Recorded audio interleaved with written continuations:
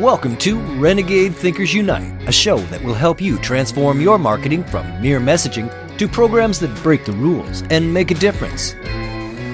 Join the movement today and learn non-traditional techniques that give you an edge.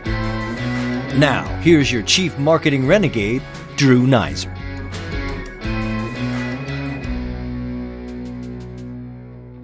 About 15 years ago, I had a client at DoubleClick who asked for us for a little renegade thinking. And the next thing you know, we had set up this gold mining game at a trade show supported by all this crazy guerrilla marketing. And it was a huge success. And that client and I became fast friends. He then moved over to Avaya, taking us with him and said, hey, so next thing you know, Renegade's working for them.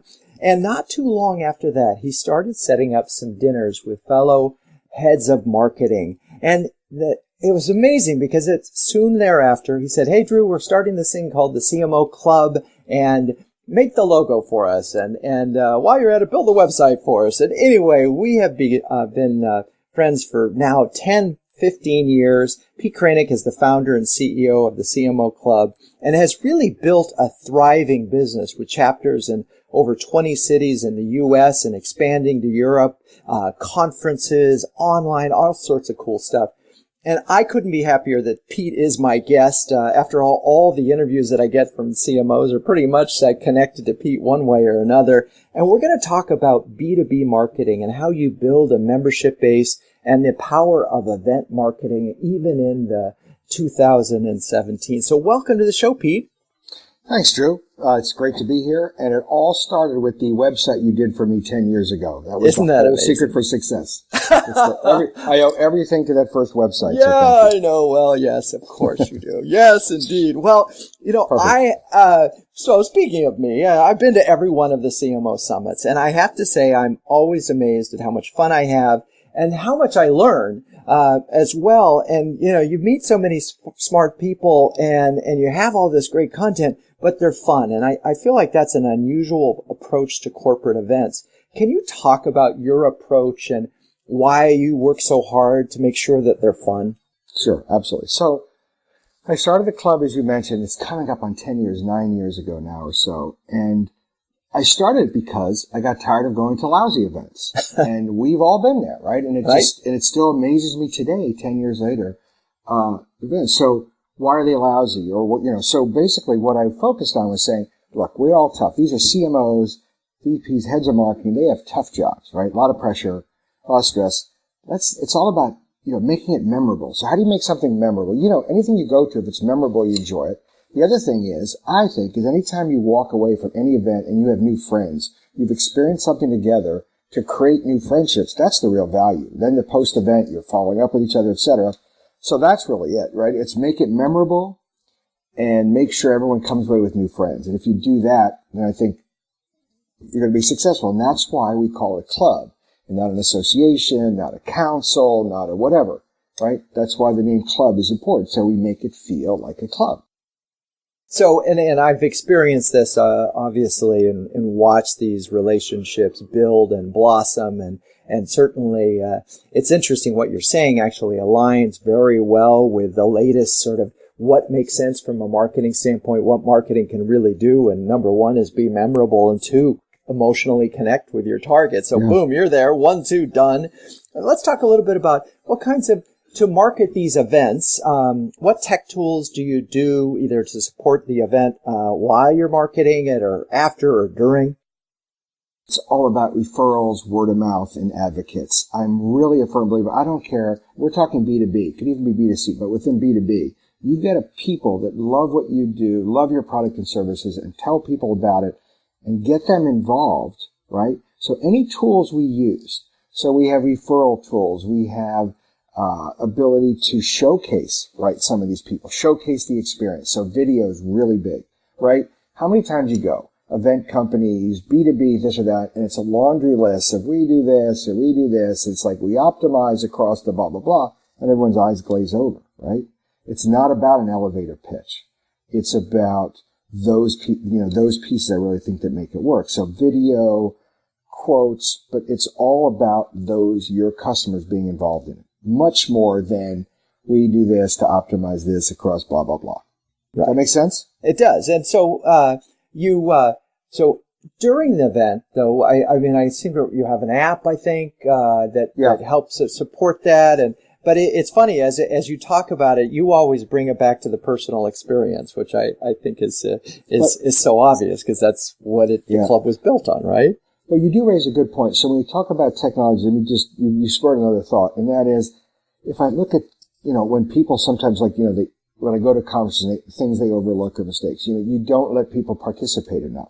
So the tools we do, it's less about, here's the mobile app to look at the agenda, right? And that's the big idea, right? It's, here's the mobile app to engage with someone, to find someone, to say, I have this problem, or who are the 10 people in the room that can help me with that. So we spend a lot of time pre-event, and even within the club, that's what the club's all about. What are your top challenges and what are you good at? So let's match people. So it's any tools we use at the event are much more about, to your point, making the experience more memorable, or building those friendships, or getting your problem solved. That's what the technology is about. And I always find it interesting, so many events, they kind of do me too, and they go, well, now you can do this and that and this. I'm like, wait a minute, we have 150 people in the room. I don't think we need to have all these different components. They can look at a piece of paper and get what they need. That kind of thing. I from a renegade thinking standpoint, the notion of having all the musicians, and I don't think we haven't talked about that, but music has played a huge part in the experience.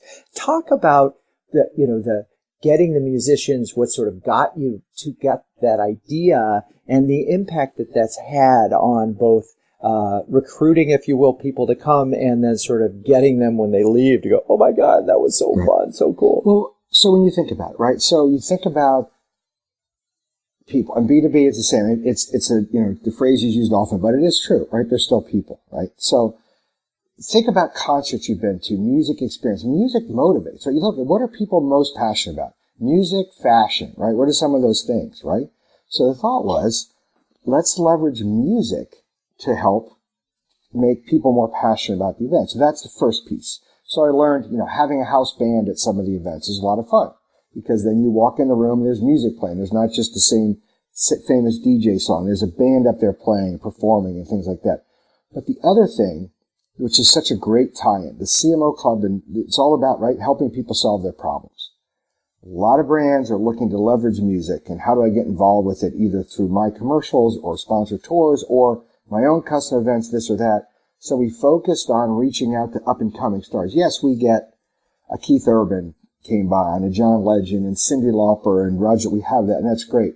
But the real value, I think, is having these up-and-coming next superstars that are there that want to engage with CMOs, having them perform a couple songs, and then get to know the CMOs. Because I want Forever 21, Vans, Quiznos, IBM, you go down the list, I want them in the audience going, wow, this band is great. And I get them for a lot less maybe than I could, like the big stars. I'm going to use them for an event. So it's entertaining, but it's entertaining in solving their problems. So it's perfect mix. And it's worked out. It's exceeded expectations. And now it's become, it's a big piece of it, right? I mean, I get calls now weeks before, who's playing, who's coming, this or that. And we never announce, because we're not doing it to try to get people there, where the surprise is important. It's not, hey, come to the summit and see X. No. It's, wow, I went to that summit and I got surprised by X. And I think that's such a good point and an insight, the element of surprise and reveal. So there's an expectation that you're going to get good content and you're going to network, but there's this wild card. Who's going to be presenting? I mean, music is going to be a part of it. So that's a great point, the notion of suspense. Yeah. I think a lot of marketers put everything out there, right? And they don't leave anything for the experience. And there's a lot to be said for surprise. And it was interesting. One of the Super Bowl commercials that ran, I think it was the Tide one, they really talked about how the emphasis these days on revealing early has diluted the impact of seeing something for the first time in a big event. And so using surprise is really actually an amazing insight. I think what we'll do is we're going to take a quick break, but when we come back, I want to talk about, I have this notion that we're in a give to get economy, and I want to talk about the give that you do and how you market in your local markets and so forth. So we'll be right back with Pete Kranick of the CMO Club, so stay tuned. Renegade Thinkers Unite is brought to you by Social Media Explorer, the website that explores the world of social media from the inside out. Great advice from today's leading social media columnists and experts at socialmediaexplorer.com. That's socialmediaexplorer.com. Okay, we're back with Pete Kranick, the founder and the legend, the man, the CEO of the CMO Club. And we're going to talk about the give to get economy and how that plays out just about every day in the CMO Club. And it's so philosophically baked in. And Pete, is sort of just to catch you up on it, it's this notion that you got to give to get people involved, to give them something of value before you can say close the deal. Talk a little bit about the dinners and the way you use that as a means of literally building membership. Sure. So I learned, early on that if you're creating an experience, you're creating something new and different. It's just like classical marketing, right? Are you focused on awareness? Is the issue trial? Is it whatever? And what I found within the club is it's all about trial, right? There's so many quote CMO groups out there and calls, and CMOs get hit on, asked to speak and do stuff forever, right? So it's really this idea of come see the club in action, right? Come behind the curtain. It's this whole notion too, I think, of behind the curtain, right? The velvet rope approach. I think it's such a big piece of that give to get and say, hey, we have something pretty special. Come check it out. You're not begging people. Come check it out. And then you know what? We're not going to charge us. First dinner's our treat. We're going to show you the experience now. But if you want to come back, that's when you have to join the club and become a member. And I have found too that give to get piece around that is really important. The other thing too, we'll do for many dinners. It's not just, hey, I'm one of 30 people that have reached out to CMOs and try to get them to come to something they know nothing about. It's, hey, when you sign up, we ask you, what's your biggest challenge? What are you good at? So therefore, before they ever come to the dinner, right? They're like, okay, I signed up for the New York dinner in 3 weeks. Well, I got a call or a note from the CMO Club introducing me to 3 CMOs that are going to be there that can help me. So you're already, creating that something that's different. It's like, wow, these people care enough. I'm going to come to that versus, great, we're trying to get 10 CMOs to show up. I think the other thing real quick, Drew, and that is because the model is not vendor driven, right? It's a membership organization. Therefore, the model is such that we're not trying to make quote vendors happy. So it's not like, Bob.com sponsor the dinner. I promised them 15 CMOs. Right. I got to get 15 CMOs there. It's like, you know what? We've had amazing dinners early days with 8 people that got it, or 6. And it's not about filling the room. It's about getting the right people there because you're not tied to a business model that handles that. Funny, I was at a CMO Club dinner in New York this week, and I would say there are probably 5 to 6 potential members, including a new one who just joined, and someone had come up from the Boston group, and another person come up from DC, and so interesting to watch the veterans and the new folks. And the new folks you can watch this over the course of a dinner. They go from sort of standoffish and so forth, and then slightly engaged because they meet somebody interesting, and then there's a stimulating conversation, and they go, oh my God, there's so much power in this. And notice this over the years. There's also an element of, again, this give to get notion. The ones that really invest in building those relationships through the club end up getting so much more out of it, right? It's amazing. And so if they go in and say, how can I help this individual, anybody I meet, can I help them? Can I connect them with something? Can I solve a problem for them? It comes back in spades. And that seems to be, I think, the ones that stay with the club sort of just get that inherently. The ones who are just looking for one specific bit of insight or whatever to solve their own problem they're just not as valuable to the club. I agree. And I think too, getting back to something you talked about, you asked earlier about this whole issue of referrals and word of mouth. It's not necessarily just calling them up and saying, hey, would you refer someone? Or we need that. It goes on in the dinners, right? When someone walks in, I had someone that came to the fall summit, first time CMO, and he said, I thought I was going to a homecoming. I walk in, 2/3 of the people know each other. They're high-fiving and belly bopping and having fun. And I'm like, what have I walked into? There's a band on stage. There's people know each other. And then by the end, I'm in with it. So it's the word of mouth referrals is going on there as well. And that's back to your point about that give to get. It's that is really, it is very much of a club experience. It's somewhere between a networking club and a disco almost. It's sort of funny how you brought those two together. Well, let's get back to marketing for a moment and we'll talk about, it's really hard. I mean, there are other, organizations that chief marketing officers could join. What do you do to make sure that your sort of message, if you will, and again, this is large because we're not talking about advertising here. How do you make sure that your marketing stands out? It's a great question. And it's really come a long way in the early days versus now. And what I find interesting now is I'm a firm believer in this whole concept, kind of 360 marketing, right? And everyone talked about, but it's so true. And I didn't even realize it. Early days, I was more about feature function. Hey, come to here, join the club with your membership. You get this many dinners, you get this many reports, this or that.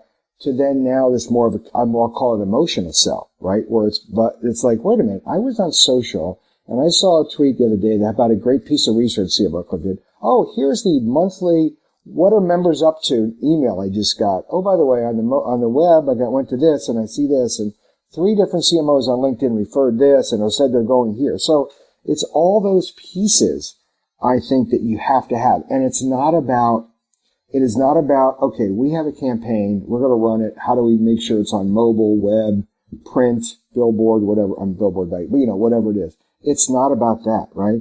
It's about everywhere someone looks, search this, that, what they see, how does that reinforce what it is? And for me, again, cutting through this, it's all about the people. There's no question about it, right? One of the things we have, I don't think anyone else has now, is we make a call. We're working on the London Summit, right? The European Summit in September. Sent a note out this morning. I have 12 CMOs volunteered, big, great brands, great people already volunteered to speak and to lead sessions at the summit in September. So when you've got that kind of, advocates and you just, that's who you spread the word with. It's, one of the things I've noticed in the listeners of the show, they're not all big brands, and sometimes they're smaller brands trying to figure out how to market to big brands. And you are, in a sense, you're a small brand that engages with global brands, both in terms of the individuals that join the club and some of the partners that have come on, like IBM and SAP or an Oracle. And so how do you, when you talk to your friends who run small businesses, what are your recommendations for how they go about engaging and getting big customers, big clients as customers? I think it's 2 things. I think it's keychains and T-shirts. No, I'm kidding. That was a joke. It was so interesting. So let me talk with the big idea first and then some other technical things.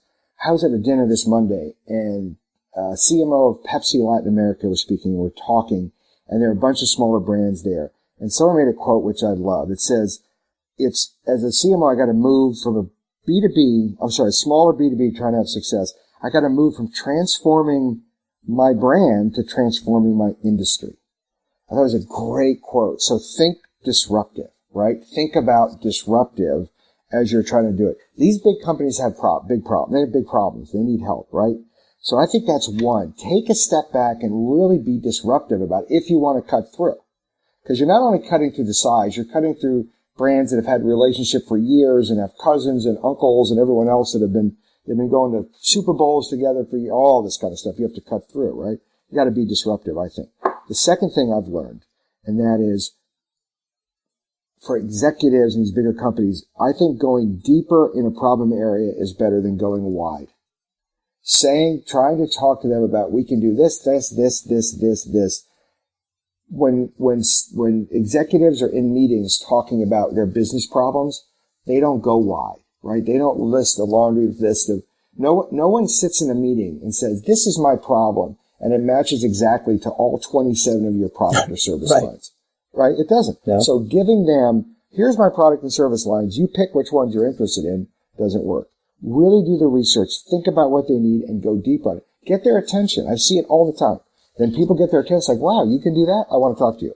And then once you're with them, then you can talk about other things. So I think those are two pieces of advice, disruptive and deep versus wide. Well, and I want to go back to, for those who are just listening to this episode, go back and listen to episode 1 again with Eric Reynolds. And he talked about how Brita, and you talked about not transforming the brand, but transforming the industry. He took Brita and said, we're not going to talk about the fact that we're the leading brand in the water filter business. We're going to talk about being, offering a filtered life and how we are part of a larger conversation about, filtering out the bad in the world. Yeah. And I thought that was such an expansive way of looking at the brand. So, there's some thoughts there. As far as going deeper, versus broader, I mean, I think that's a great advice, particularly for small businesses.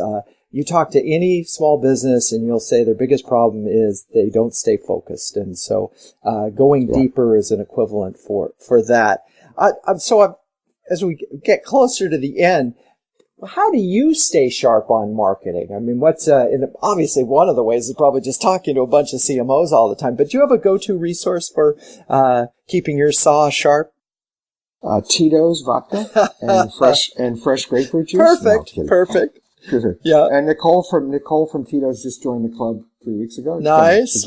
Give her a shout out down in Austin. No, what I find interesting, right, that is, and so much of this stuff is, there's not like advice that everyone's works for everybody, right? It all depends on your DNA and what you care about, what gets you excited. But I've always been so focused on the people engagement side. I have a bunch of mentors that don't even know that they're mentoring me. I don't formally say, will you be a mentor? Let me see. So I'll give examples. So Dave Menefee, I'm just throwing out some examples. I know I'm going to miss some people. CMO, Centene, St. Louis. I think he's just one of the most interesting thinkers I've ever met at coming at problems in a different angle. So every time I'm looking at something, just chatting with him gets me motivated, right? I love like Phil Clement, Antonio Lucio, Aon and HP. They're such strategic thinkers, but they have such a humbleness to them that they don't pound their chest. And these are like big brand CMOs doing great stuff. So that really helps me when I need advice or thinking about that. I think of, go around. I mean, I think Trish Mueller, who recent CMO at Home Depot, just marketing genius beyond. Anytime I have any marketing issues, she has the ability, I think, regardless of whether it's B2C, B2B, whatever it is, you throw the idea out. She's like, oh, you were thinking about this? I would do this instead. So, and then you have like the people like the Carol Cruz, ex-ESPN, now Canby Health in Portland. She's just, her and like Kim Fowle, such people, I hate to call them people persons, it's terrible to say, but they're the people side of things. And every time I talk to them, I get motivated about, kind of optimistic about people. And if I have people issues and thinking about it. So it's reaching out to those, and I have many more, but that's what keeps me, that's what keeps me sharp. The other thing that I'm very lucky is because I know so many CMOs now, it's great to have a company that doing stuff you love, hanging out with the people you love, and seeing them at dinners and summits. So I'm constantly, I walk away from every summit. We're at South by this weekend, and you walk away or coming up, whatever, and you just get motivated by that. So I'm very fortunate. Yeah, well, it's there's a couple things that you said that sort of set up. They were, it's like putting the ball right in front of the goal. So I appreciate this, Pete. So you mentioned Antonio Lucio and, Dave Menefee and Phil Clement, 3 gentlemen who all happen to be in my book, The CMO's Club, the CMO's Periodic Table, A Renegade's Guide to Marketing. And so, but part of the reason that book was set up the way it was is that marketing is about finding the right elements for your situation. There is no one size fits all, but I think that, one thing that I talk a lot about and do believe is important in this thing is you do need to be a renegade thinker. You do need to come at this differently, because if you think what works for somebody else is going to work for you, in your category, you're sadly mistaken. You really have to find your own formula, which is why marketing is so darn hard. And I think that's a great place to get to my final question, which is, what's the toughest lesson you've had to learn when it comes to marketing?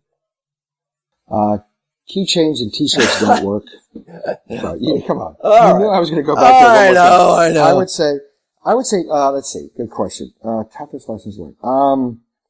I have one. I have a couple. One, if your product or service is not good, great marketing is not going to help it, especially in today's age. I call that, I stole this from someone in many years ago. It's like putting earrings on a hog. It's still ugly. And, if you have a product or service that doesn't work, focus on getting it fixed, getting happy customers, because marketing won't work. You're wasting money and time at that point. The second one, more of a personal, leadership trait that I learned, and that is conflict avoidance, never ends well. I've noticed every time I've had decisions to make, whether it's about people, whether it's about programs, whether it's about customers, or this or that in my life, and I avoided conflict, it would always come back and I'd be like, I should have done something 3 months earlier, a month earlier, 3 weeks earlier, I would have avoided X. So I would say those are two totally different pieces, but those are two lessons that I've learned in my career. Well, speaking of lessons learned, I'm going to take a quick a minute or maybe even a minute and a half just to summarize some of the things that I pulled out of this and want to reinforce as folks are now getting out their pens to write things down. One is how do you build a strong brand, right? So if you're going to build a strong brand, first you need an emotional connection with your target. And one of the things that Pete does in every event and finds a way to make it memorable and emotionally memorable. Certainly if you're bringing people together, that's one good way to build that emotional connection. We talked a lot about the need to cut through in various ways. One is by building a little bit of surprise into your events. Two, by bringing unexpected things into an event experience. Yes, in B2B, not just B2C, but like bringing music in. Finally, we talked a lot about give to get, and give to get applies to whether you're a brand trying to get some new membership by giving them a free dinner so they can have an experience, but also giving them connections that they can get involved with, but also on a personal level. The people that get the most out of the CMO Club are those that do give the most giving. It's amazing. I've watched it. Dave Menefee is a great example. You mentioned him. He makes himself available for your digital calls and things and offers great advice and spends time doing it. And I know that's a boomerang for him. So Pete, I want to thank you. It's been really a pleasure having you on the show and also just being a pleasure watching the CMO Club grow from just a raw idea in your mind to an amazing global organization. So congratulations to you and thanks again for being on the show. Thanks, Drew. Enjoyed it. A lot of fun.